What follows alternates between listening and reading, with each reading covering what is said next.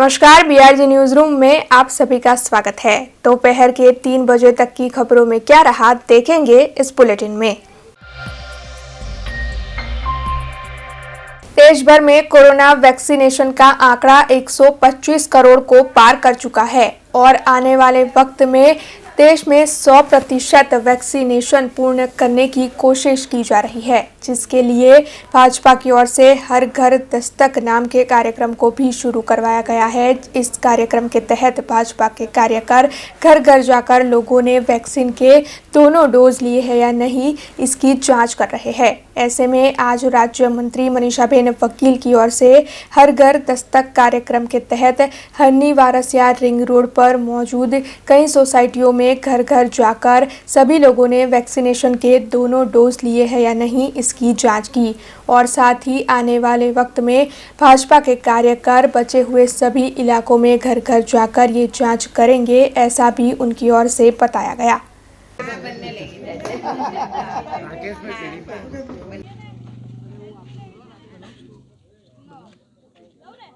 आज शहर विधानसभा में 35 नंबरना बूथ वोर्ड 4 में कार्यकर्ताओं, काउंसिलर, शहरना महामंत्री साथे फरीने घरेक घर में हर घर दस्तकनो अभियान अंतर्गत घरे घरे जईने तपास करी रह्या छे कि बधाए वेक्सिन लीधी छे कि नहीं अने बेनो डोज लीधा छे कि एनी पण खातरी करी रह्या छे। हरेक घर में ज गया छे। अमे लोको लगभग 10 घर अत्यार सुधी फर्या छे, तेमां जोवामां आव्युं छे कि बधा ज लोकोए वेक्सिन लीधी छे अने साथे साथे एक पण मेसेज आपीए छे कि आप साथे साथे बीजाने पण कहो कि वेक्सिन जो रही गई होय तो ते लई ले। समग्र देशभर में आप जोई शको 120 करोड़नो जे टार्गेट है त्यां सुधी तो अमे पहोंची ज गया है। सेकंड डोजनो पण टार्गेट जे वडोदरामां 85% सुधी है, एने पण आगळ वधारवा माटेनुं पण आ एक अभियान है। मने लागे छे आवता दिवसमां भारतीय जनता पार्टीना दरेक कार्यकर्ताओ घर घरे पहोंचशे अने अपील करशे कि आपणे जो वेक्सिन न लीधी होय तो वहेली तके लई लेने। एवी रीते वडोदरा पण गुजरातभरमां देशभरमां आगळ आवे अने 100% वेक्सिन तरफ कूच करीए एवी अमे लोको बधा अपील करी रह्या।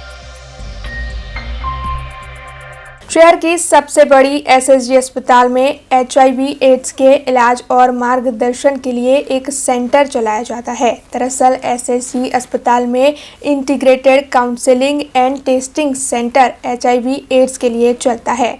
ऐसे में इस बार वर्ल्ड एड्स दिन के मौके पर राजकोट में जो कार्यक्रम आयोजित हुआ था, उसमें लगातार 9वीं बार एसएसजी अस्पताल के इस सेंटर को अपनी सराहनीय कामगिरी के लिए प्रशस्ति प्रमाण पत्र दिया गया। इस बारे में मेडिकल कॉलेज के डीन डॉक्टर तनुजा जावड़ेकर की ओर से ज़्यादा जानकारी दी गई। हमने हमारा ICTC माइक्रोबायोलॉजी डिपार्टमेंट जो चलावे छे એને ICTC जनरल SSGનો આ એવોર્ડ છે। એમાં અમને હાઈએસ્ટ HIV ટેસ્ટિંગનો એવોર્ડ મળ્યો છે। એટલે આખા ગુજરાતમાં 319 ICTC છે, એમાં મેડિકલ કોલેજ કેટેગરીમાં અમને આ એવોર્ડ મળેલો છે। એટલે આખા ગુજરાતમાં સૌથી વધારે HIV ટેસ્ટિંગ આપણા ICTCએ કર્યું છે। પ્રાઉડ મુમેન્ટ તો બહુ જ ફીલ કરીએ છીએ। દર વર્ષે પ્રાઉડ મુમેન્ટ અમારી વધતી જ જાય છે, કારણ કે દર વર્ષે અમને મળે છે। એટલે પહેલાં અમે કહેતા હતા કે પહેલી વાર મળ્યો, પછી બીજી વાર, પછી હવે 9મી વાર અમને મળી રહ્યો છે। એટલે પ્રાઉડ મુમેન્ટ ફોર અવર ડિપાર્ટમેન્ટ, માઇક્રોબાયોલોજી ડિપાર્ટમેન્ટ।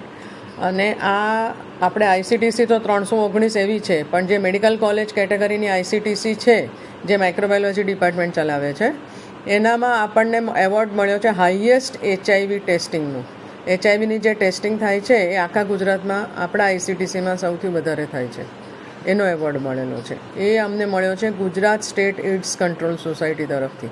આનું શ્રેય હું આખો માઇક્રોબાયોલોજી ડિપાર્ટમેન્ટના સ્ટાફને અને ખાસ કરીને તો જે ICTCના કાઉન્સેલર્સ છે અને જે HIV ટેસ્ટિંગ કરે છે એમને, આ અમારા મેઇન કાઉન્સેલર છે મહેશભાઈ, એમનું બી કામ બહુ સારું છે, બધા કાઉન્સેલરોનું કામ સારું છે। એટલે આનો મેઇન શ્રેય કાઉન્સેલર્સને જાય છે, કારણ કે એ કાઉન્સેલર જ એવા હોય છે કે જે પેશન્ટને ટેસ્ટિંગ માટે समझावे, काउंसल करे।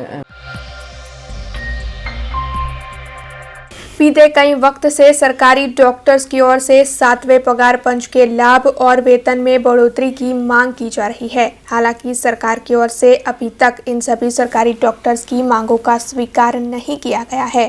ऐसे में आज शहर की गोत्री अस्पताल के 50 से भी अधिक सरकारी डॉक्टर्स इसी मामले को लेकर विरोध प्रदर्शन पर उतरे हैं। दरअसल मरीजों की स्थिति को ध्यान में रखते हुए इन सभी डॉक्टर्स की ओर से विरोध प्रदर्शन नहीं किया जा रहा था, लेकिन अब आखिरकार तंग आकर इन डॉक्टर्स की ओर से आज हड़ताल का ऐलान किया गया है, जिसके चलते आज गोत्री अस्पताल में सभी डॉक्टर्स सरकार के सामने विरोध जताते हुए पोस्टर बैनर लेकर हड़ताल पर बैठे। और इन सभी डॉक्टर्स की ओर से ये भी कहा जा रहा है कि अगर जल्द से जल्द सरकार की ओर से इस मामले में कोई सोच विचार नहीं किया गया तो फिर उनका आंदोलन बड़ा स्वरूप लेगा।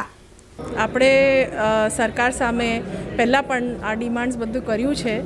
આપણે મૂળભૂત હકો છે જે ગવર્મેન્ટ એમ્પ્લોઈઝ બધી જગ્યા મળતા હોય છે અને આપણને મળતા નથી। કેરિયર એડવાન્સમેન્ટ સ્કીમ કેવો, ઈએલનો એન્કેશમેન્ટ કહેવાનું, લીવ્સનો, પછી આપણે CPFનો હજી સુધી અકાઉન્ટ બનાવ્યો નથી, એવું બધું આપણે હા કહેવામાં આવ્યો હતો જ્યારે આપણે કોરોના દરમિયાન આંદોલન કર્યા હતા, પણ હમણાં સુધી એ બધું પૂરો નથી થયા અને આપણે શાંતિપૂર્વક સરકાર સામે રજૂઆત કરીએ છીએ કે બી આ બધી ડિમાન્ડ્સ અમારી પૂરી કરો। સરકારના ગવર્મેન્ટની અંડર જે એમ્પ્લોઈઝના બધા મૂળભૂત હકો છે એ અમે એમની માંગણી કરીએ છીએ અને ઇટ ઇઝ સિમ્પલ ડિમાન્ડ છે, એ કોઈ એક્સ્ટ્રા ડિમાન્ડ નથી। જે આપણી હક છે એ જ ડિમાન્ડ કરીએ છીએ, એ મળતા હોય તો આપણને કોઈ વાંધો નથી। સરકાર પાસે આપણની અપીલ છે અને શાંતિપૂર્વક એક રેલી પણ કરીશું આપણે એના માટે અને આપણે આશા છે કે આ ડિમાન્ડ્સ આપણું પૂરો થશે આગળ જઈને। અમારા GMLSના તબીબી શિક્ષકોના વર્ષો જૂના મુદ્દા છે કે સરકારી કર્મચારીને જે લાભો આપવામાં આવે છે, જેવા કે પ્રોવિડન્ટ ફંડ, ઉચ્ચતર પગાર ધોરણ, પ્રમોશન અને ભથ્થાઓ જેવા કે transport allowance, medical allowance, medical reimbursement એ GMLSના તબીબી શિક્ષકોને આપવામાં આવે। 16/5/2021ના રોજ સરકારે ઠરાવ પણ કરેલો છે કે GMLSના ડૉક્ટરોને એનો લાભ આપો, તેમ છતાં અધિકારીઓ દ્વારા મનમાની કરીને આજ દિન સુધી એ ઠરાવનું અમલીકરણ કરવામાં આવતું નથી। આ ઉપરાંત 7મા પગાર પંચ મુજબ NPA આપવાનો પણ સરકારે અમને 16/5/2021ના રોજ બાંહેધરી આપી હતી, પરંતુ અધિકારીઓ દ્વારા મનસ્વી રીતે એનો ઠરાવ કરી અને 2017ના બદલે 2021થી અમને NPAનું ભથ્થું આપવાનો નિર્ણય કરવામાં આવ્યો હતો। એટલે હવે બહુ જ લાંબા સમયથી અમે સરકારમાં રજૂઆતો કરીએ છીએ, પરંતુ એનો કંઈ ઉકેલ આવી રહ્યો નથી। 22 તારીખે અમે ફરીથી આપણા માનનીય આરોગ્ય મંત્રીશ્રીને રજૂઆત કરી હતી, તેમ છતાં આજે 12 દિવસ થઈ ગયા, હજુ પણ એનો કંઈ નક્કર ઉકેલ આવ્યો નથી। તેમ છતાં અમે ડૉક્ટર છીએ, અમે દર્દીઓની પરિસ્થિતિ સમજીએ છીએ, એટલે અમે તાત્કાલિક હડતાલ કે એવું નથી કરી રહ્યા અને છેલ્લા 12 દિવસથી અમે શાંતિપૂર્વક પ્રદર્શન કરી રહ્યા છીએ। એ ભાગરૂપે અમે આજે ધરણાનું પ્રદર્શન અને પ્રતિક ઉપવાસનો કરી અને અમારો વિરોધ પ્રદર્શન કરી રહ્યા છીએ। આમ છતાં સરકાર કંઈ સમજતી નથી। આવતીકાલે જો હજુ પણ કંઈ નહીં થાય તો આવતીકાલે ગુજરાતના 6 મેજર જિલ્લામાં ગુજરાતના તમામ સરકારી ડૉક્ટર રેલી કરી અને વિરોધ પ્રદર્શન કરશે। તેમ છતાં પણ જો આનો કોઈ ઉકેલ નહીં આવે તો આગામી સમયમાં મજબૂરન ગુજરાતના સરકારી ડૉક્ટરોને હડતાલનું શસ્ત્ર ઉગામવું પડશે। गुजरात में कांग्रेस के प्रदेश प्रमुख के पद और विपक्ष के नेता के पद पर से इस्तीफा दिए जाने के बाद लगातार लोगों में यही सवाल उठ रहा था कि अब कांग्रेस का नया प्रदेश प्रमुख कौन बनेगा और विपक्ष का नया नेता कौन होगा। ऐसे में इस विवाद का अब अंत हो चुका है और कांग्रेस के नए प्रदेश प्रमुख के तौर पर जगदीश ठाकुर की नियुक्ति कर ली गई है। इसके साथ ही आज शाम की बैठक में विपक्ष के नेता के नाम की घोषणा होने की भी जानकारी मिल रही है। गुजरात में बीते 6 महीनों से भी अधिक वक्त से कांग्रेस के प्रदेश प्रमुख और विपक्ष के नेता की ओर से दिए गए इस्तीफे के बाद नई नियुक्ति को लेकर जो विवाद चल रहा था, उस विवाद का आखिरकार अंत आता हुआ नजर आ रहा है, जिसके तहत गुजरात कांग्रेस के प्रदेश प्रमुख के पद पर ठाकुर समाज के अग्रणी और उत्तरी गुजरात के अग्रणी नेता जगदीश ठाकुर को नियुक्त कर लिया गया है। वहीं आज शाम गांधीनगर में विधायकों के साथ जो बैठक आयोजित होगी, उसमें आदिवासी नेता सुखराम राठवा को विपक्षी नेता घोषित किया जाएगा। उत्तर गुजरात के ओबीसी समाज का बड़ा नाम और तेज वक्ता के तौर पर जाने जाने वाले पूर्व सांसद जगदीश ठाकुर को 2 बार विधायक के लिए चुनाव लड़ते हुए देखा गया है। विधानसभा बैठक में 2002 से 2007 और 2007 से 2009 तक वो विधायक रह चुके हैं। 2009 के लोकसभा चुनाव के दौरान उन्होंने पाटन बैठक पर से चुनाव लड़ा था, जबकि 2009 से 2014 तक वो कांग्रेस में से पाटन लोकसभा बैठक के सांसद रह चुके हैं।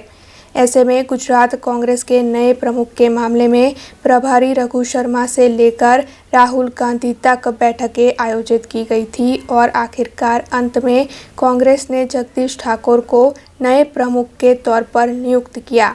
ऐसे में आने वाले विधानसभा चुनाव को लेकर कांग्रेस की ओर से नए ही समीकरण खड़े किए गए हैं, ऐसी चर्चाएं जोर पकड़ रही है। जूनागढ़ के विसावदर में लॉकडाउन के दौरान 3 ट्रेनों को बंद कर दिया गया था। हालांकि जूनागढ़ के स्थानीयों की ओर से इन तीनों ट्रेनों को वापस शुरू करने की मांग उठ रही थी।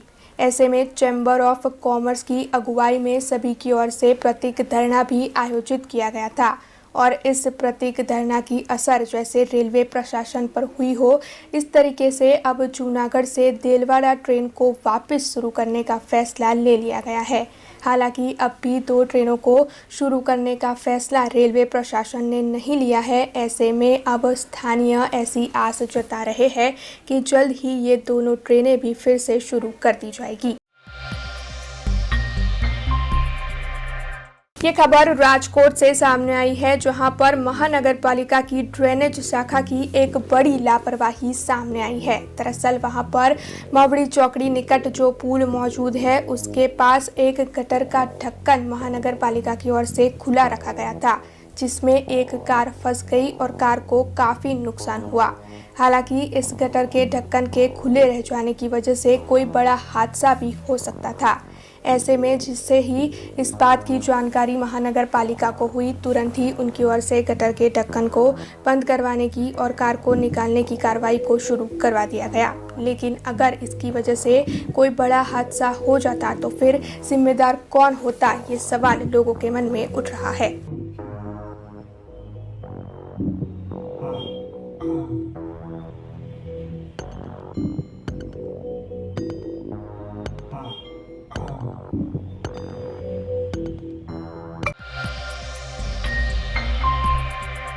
बिनमौसम बारिश की वजह से गुजरात के विभिन्न इलाकों में काफ़ी नुकसान हुआ है। दरअसल इस तरीके से बिनमौसम बारिश होने से ठंड में और ज़्यादा बढ़ोतरी हुई और लोगों को काफ़ी दिक्कतों का सामना करना पड़ा। लेकिन इसका सबसे ज़्यादा असर किसानों पर हुआ है। दरअसल इससे पहले जो ताउते तूफान आया था, उसमें किसानों की फसल को काफ़ी नुकसान हुआ था। फिर इस तरह बेमौसम बारिश के आने की वजह से भी किसानों की फसल बर्बाद हुई है। ऐसे में अब सभी किसानों की ओर से सरकार से मुआवजे की मांग की जा रही है। दरअसल इतने नुकसान के बाद अब किसानों के लिए अपनी रोजी रोटी कमाना काफ़ी नामुमकिन सा हो गया है। ऐसे में जाफराबाद के सभी किसान सरकार से मुआवजे की मांग कर रहे हैं। मनुभाई बसुभाई वरु गाम नागेश्री मारे मालिकीना खेतर में केळूનું વાવેતર છે। 4000 રોપાનું વાવેતર કરેલ છે। 4000 રોપાનું વાવેતરમાં અત્યારે આવી રીતે લૂમલાટ કેળ ઊભી હતી। આજ રાતના વાવાઝોડું આવતા આ બધું પડી ભાંગ્યું છે। તે બદલ રજૂઆત કરું છું સરકારશ્રીને, આનું સર્વે કરી કોઈ પણ વળતર આપવા વિનંતી કરું છું। બાકી આ કેળુનો હપ્તો મારો હતો, આમાં 3 થી 4 થી 5000 મણ કેળા થાય। એ કેળાની અત્યારે માર્કેટ ભાવ 180 થી 200નો બોલાય છે। અમારે વેપારી હારે વાતચીત ચાલુ હતી, ત્યાં વાવાઝોડું આવ્યું, એમાં બધું અમારું આ નુકસાન થયેલું છે। એ જાણવા હું અધિકારીઓને વિનંતી કરું છું કે આનું વહેલી તકે કોઈ પણ કામ કરે એવી આશા રાખું। ग्राम पंचायत के चुनाव 19 दिसंबर को प्रस्तावित है। ऐसे में जूनागढ़ में ग्राम पंचायत के चुनाव को लेकर सभी तैयारियां अब प्रशासन की ओर से पूर्ण कर दी गई है। जूनागढ़ जिले में जूनागढ़ ग्राम्य 56, वंथली 42, माणावदर 41, केशोद 33, मांगरोल 63, मेंदरडा 39, भैंसाण 32 और विसावदर 69 ऐसे कुल मिलाकर 413 ग्राम पंचायत के चुनाव आयोजित होने वाले हैं। ऐसे में इस मामले में जब अधिक निवासी कलेक्टर बांभणिया के साथ बातचीत की गई तब उनकी ओर से चुनाव के बारे में जानकारी देते हुए बताया गया कि इस बार के चुनाव बैलेट पेपर से आयोजित होने वाले हैं, जिसे लेकर प्रशासन की ओर से जूनागढ़ में सभी तैयारियां पूर्ण कर दी गई है। उम्मीदवारी फॉर्म भी भर दिए गए हैं और इस बार 6 लाख से भी अधिक मतदार अपने मत का इस्तेमाल कर सभी उम्मीदवारों को मत देंगे और इसके लिए जूनागढ़ में 936 मतदान मथक भी मौजूद है। ऐसे में जूनागढ़ प्रशासन की ओर से ग्राम पंचायत चुनाव को लेकर सभी तैयारियां अब पूरी कर दी गई है। जूनागढ़ जिला में कुल 412 જેટલી ગ્રામ પંચાયતોની સામાન્ય ચૂંટણી યોજાનાર છે। 17 જેટલી ગ્રામ પંચાયતોની પેટા ચૂંટણી યોજાનાર છે। એક ગ્રામ પંચાયતની મધ્ય સત્ર ચૂંટણી યોજાવાની છે। 29 તારીખથી ઉમેદવારી પત્રો ભરવાની કાર્યવાહી શરૂ કરવામાં આવી છે। ગઈકાલ સુધીમાં સરપંચ માટેના કુલ 207 જેટલા ઉમેદવારી પત્રો રજૂ થયા છે। સભ્યો માટેના કુલ 549 જેટલા એ ઉમેદવારી પત્રો છે એ અમારી સમક્ષ અમારા જે ચૂંટણી અધિકારીઓ સમક્ષ રજૂ થયા છે। આટલી 430 જેટલી ગ્રામ પંચાયતોની ચૂંટણીની કામગીરીને પહોંચી વળવા માટે જુદા જુદા તાલુકાઓમાં નાયબ મામદાર, વિસ્તરણ અધિકારી, એ કક્ષાના અધિકારી કર્મચારીની ચૂંટણી અધિકારી તરીકે નિમણૂક કરવામાં આવી છે। આમાં કુલ 116 જેટલા ચૂંટણી અધિકારીઓ કાર્યરત છે। આ જે 430 જેટલી જે ગ્રામ પંચાયતની સામાન્ય ચૂંટણી અને પેટા ચૂંટણી યોજાનાર છે તેમાં 6 લાખથી પણ વધારે મતદારો છે એમના મતનો ઉપયોગ કરશે। અમારા જે ચૂંટણી વ્યવસ્થા તંત્ર છે જૂનાગઢ જિલ્લાનું માનનીય કલેક્ટર સાહેબની આગેવાની હેઠળ એ તમામ પ્રકારની તૈયારી છે એ શરૂ કરવામાં આવી છે। તમામ પ્રકારનું ચૂંટણી સાહિત્ય છે, તમામ પ્રકારના જે ફોર્મ્સ પરબીડિયા છે એની પણ તૈયારી કરી લેવામાં આવી છે। ખાસ કરીને કાયદો અને વ્યવસ્થાની પરિસ્થિતિ જળવાઈ રહે એના માટેની પણ વ્યવસ્થા ગોઠવવામાં આવી છે।